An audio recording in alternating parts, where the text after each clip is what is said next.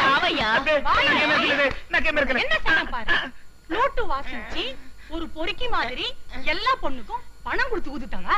అబ్బే నేను డబ్బులు ఇచ్చి వదలే ఉత్తునే.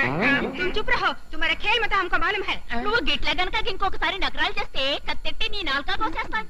ముందు బయటికి పోవే.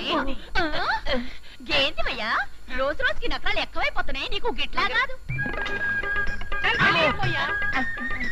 ఈ రోజు నుంచి तुम्हारा खाना पीना सोना इधर ही है.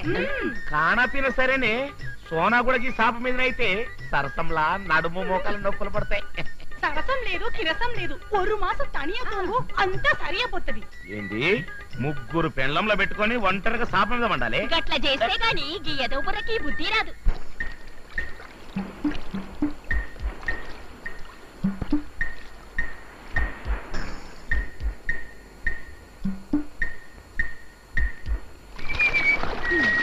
తీసుకోండి. థ్యాంక్స్. ఈ ఖర్చు మీదేననుకుంటారు.